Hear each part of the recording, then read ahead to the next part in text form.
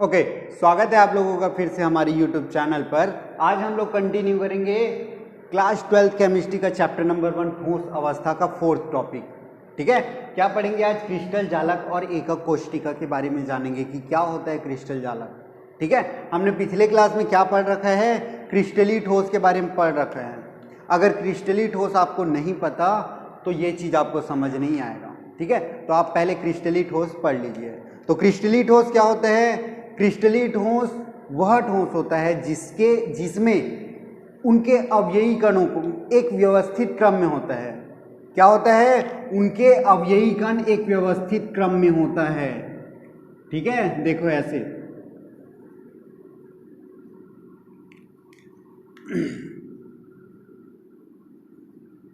ये जैसे Cl की संरचना की बात कर रहे थे तो पहले Na आया, फिर Cl, फिर Na, फिर Cl, यहाँ पास Na है तो Cl, ऐसे एक अल्टरनेट ऑर्डर पे रहता है, एक व्यवस्थित क्रम पे रहता है।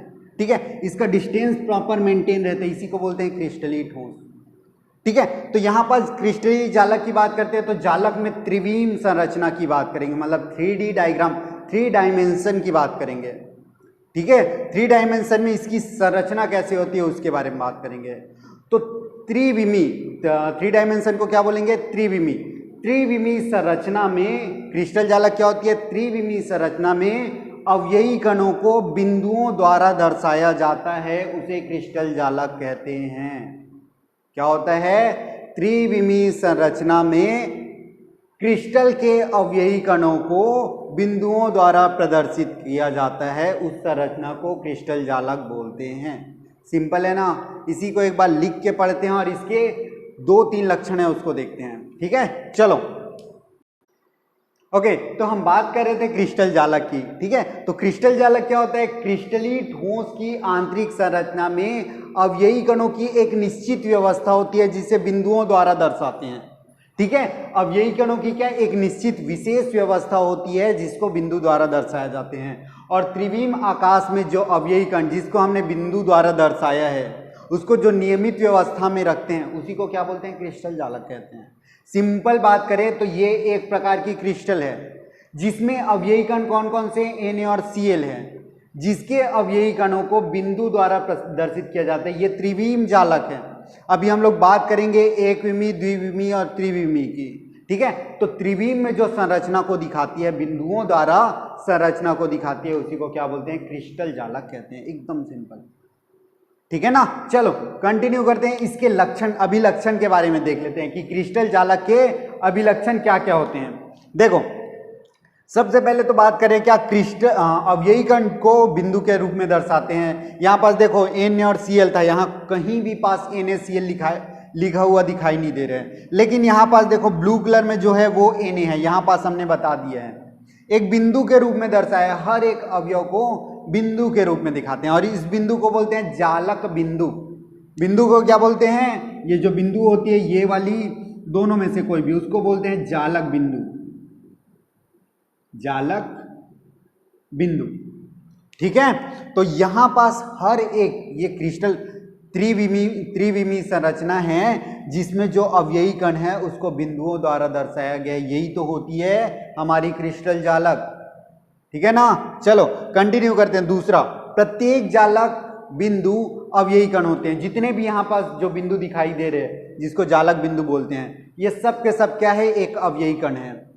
ठीक है ना? चलो, जालक बिंदुओं को सीधी रेखा द्वारा, अब देखो हमने जालक बिंदुओं को यहाँ पास बना दिया है। जालक बिंदु जैसे ये 3, एक के बाद दूसरे के बाद तीसरा है, इसको जोड़ते कैसे हैं? एक सीधी रेखा में जोड़ देते हैं। अगर इधर है तो इधर ऐसे सीधी रेखा में जोड़ देंगे।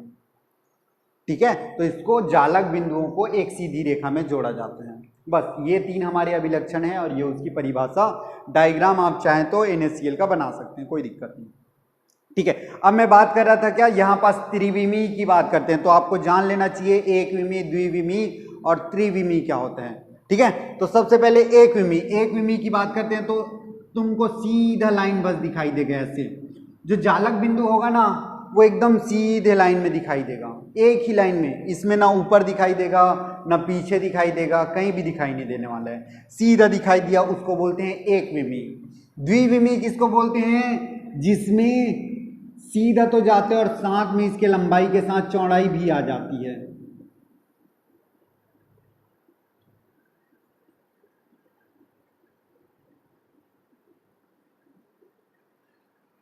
ठीक है, इसको क्या बोलते हैं? इसको बोलते हैं द्विविमी, जिसमें लंबाई और चौड़ाई होती है। जिसमें केवल लंबाई होती है उसको बोलते हैं क्या? एकविमी। जिसमें लंबाई और चौड़ाई की बात कर सकते हैं उसको द्विविमी।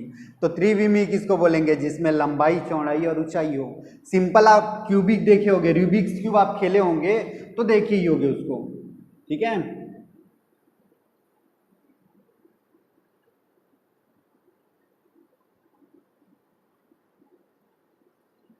ये इसमें लंबाई भी है, चौड़ाई भी है और ऊंचाई भी है, तीनों है। इसी को बोलते हैं त्रिविमीय। ठीक है, यहां पास जो दिखाई दे रहा है ये है त्रिविमीय। अगर NaCl की सॉल्ट की संरचना जानना चाहे तो ये होती है। क्लियर है ना? एकदम बेसिक। एकविमी ये सिंगल लाइन, द्विविमी में एक क्षेत्रफल जैसे बात आ जाती है और त्रिविमी में आयतन की बात करते हैं। क्लियर है ना? ठीक है, चलो तो ये हो गया हमारा क्रिस्टलीय जालक। अब बात करते हैं क्या? एकक कोष्टिका की। चलो देखते हैं एकक कोष्टिका। ओके, तो बात कर रहे हैं अब एकक कोष्टिका, जिसे इकाई सेल के नाम से, यूनिट सेल के नाम से भी जाना जाता है। ठीक है, इकाई सेल को और क्या बोलते हैं? यूनिट सेल भी बोलते हैं। क्लियर है ना? तो अब बात करते हैं एकक कोष्टिका या फिर इकाई सेल के बारे में। तो इकाई सेल होती क्या है? इकाई का मतलब होता है एक। अब देखो यहां पास हमने क्रिस्टल जालक पढ़ लिया। क्रिस्टल जालक में क्या दिखाई दिया? त्रिविम में एक संरचना दिखाई दी। अब त्रिविम में जो संरचना है उसका वह सूक्ष्मतम भाग, इस त्रिविम में जो संरचना दिखाई दे रही है वह छोटी से छोटी भाग, क्रिस्टल जालक का वह छोटी से छोटी भाग जिसको बार बार रिपीट करने से, पुनरावृत्ति करने से संरचना बनाई जा सकती है। ठीक है, जैसे आपने रूबिक्स क्यूब देखा होगा, उसमें जो छोटा छोटा बॉक्स होता है वो एक बॉक्स को अगर अलग कर दें तो वही चीज के सब संरचना फोटोकॉपी जैसे लगती है। छोटी सी बॉक्स है, वैसी बहुत सारा लगा रहता है उसमें।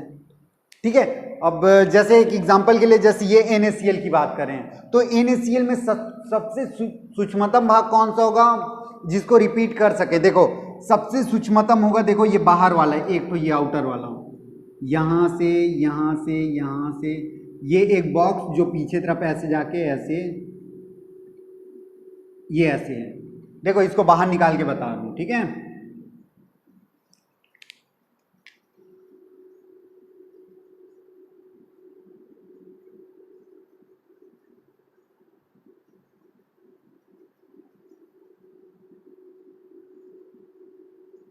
ये देखो ये एक वह सूक्ष्मतम क्रिस्टल जालक का, ये क्रिस्टल जालक है का वह सूक्ष्मतम भाग जिसकी बार बार पुनरावृत्ति करने से पूरी संरचना बन जाती है, उसको एकक कोष्टिका कहते हैं। तो ये सूक्ष्मतम भाग है NaCl का सूक्ष्मतम भाग। इसी चीज को रिपीट करेंगे, मतलब ये ऐसी सेम संरचना आगे और बनाएंगे तो कैसे दिखाई देगा?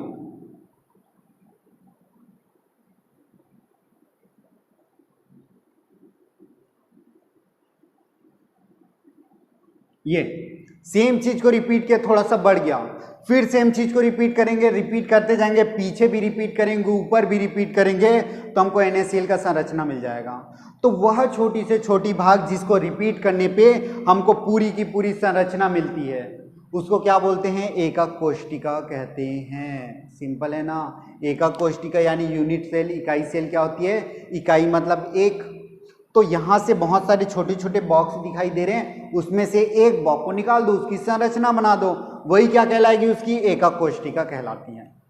ठीक है, चलो प्रॉपर डेफिनेशन लिख लेते हैं और इसके बारे में एक पॉइंट भी जान लेते हैं। चलो ओके, तो बात कर रहे हैं हम लोग एकक कोष्टिका की। एकक कोष्टिका क्या बताया? वह सूक्ष्मतम भाग, क्रिस्टल जालक का वह सूक्ष्मतम भाग जिसकी त्रिविम में पुनरावृत्ति, त्रिविम मतलब लंबाई, चौड़ाई, ऊंचाई, मतलब आगे भी, पीछे भी और ऊंचाई में भी, तीनों तरफ पुनरावृत्ति करने पर संपूर्ण क्रिस्टल जालक का निर्माण हो जाता है। इसी को क्या बोलते हैं? एकक कोष्टिका कहते हैं। एक बार फिर से सुन लीजिए, क्रिस्टल जालक का वह सूक्ष्मतम भाग जिसकी पुनरावृत्ति, त्रिविम में पुनरावृत्ति करने पर क्रिस्टल जालक बन जाता है, उसे एकक कोष्टिका कहते हैं। अब देखो इसमें कुछ पॉइंट याद रखने वाली चीज है। एकक कोष्टिका के तीनों किनारों की लंबाई ABC द्वारा दर्शाते हैं। पहले बना देते हैं एकक कोष्टिका।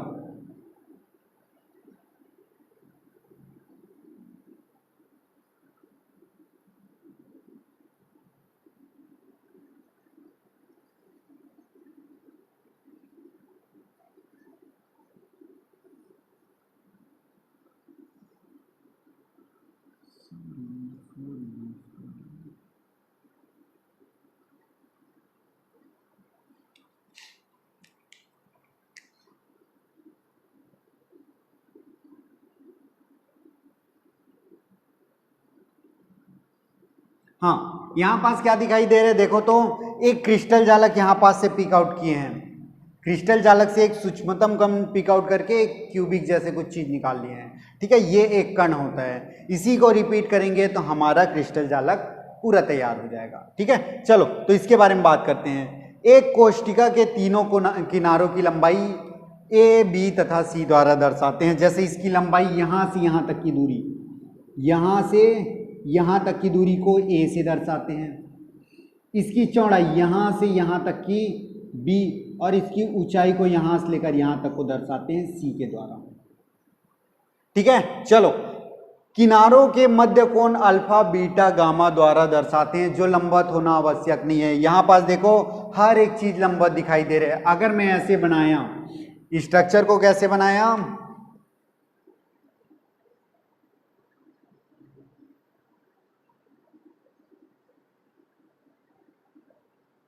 तो यहां पास लंबवत दिखाई दे रहे हैं। देखो तो ये 90 डिग्री है, ये भी आपस में 90 डिग्री है। जैसे रूबिक्स क्यूब देखे हैं ना, वहां पास हर एक लंबाई चौड़ाई को देखो तो 90 डिग्री बनाता है। चौड़ाई ऊंचाई को देखो तो 90 डिग्री, लंबाई ऊंचाई को भी देखो तो 90 डिग्री ही दिखाई देता है। लेकिन यहाँ पास 90 डिग्री होना ऐसा जरूरत नहीं है। लंबवत मतलब 90 डिग्री का होने का आवश्यक एकदम ऐसा पर्टिकुलर नहीं है कि 90 डिग्री हो करके।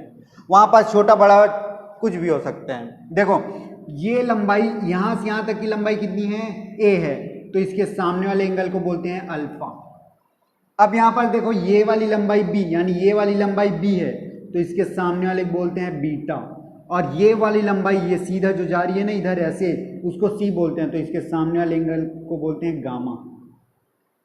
तो इनमें कोनों को कैसे दर्शाते हैं समझ आ गया। A लंबाई है, देखो ऐसे बनाएंगे। अगर इसकी लंबाई A है, यहां पास A दिखाई दे रहा है ना, ये A, तो ये ऊपर और ये इधर गए, वहां पास होगा अल्फा। ये अगर B है तो यहां पास होगा बीटा, ये अगर C है तो यहां पास होगा गामा। ठीक है, चलो तो ये हो गया हमारा क्या, एकक कोष्टिका, जिसमें वापस से एक बार एकक कोष्टिका किसको बोलते हैं, त्रिविम संरचना का सूक्ष्मतम भाग, जिसे पुनरावृत्ति करने पर क्रिस्टल जालक मिलता है। बस इतना ही है। ठीक है ना, चलो तो आज हम लोग बस यहीं तक देखते हैं। कल कंटिन्यू करेंगे 1.5, कल के वीडियो में आगे देखेंगे। ठीक है, चलो।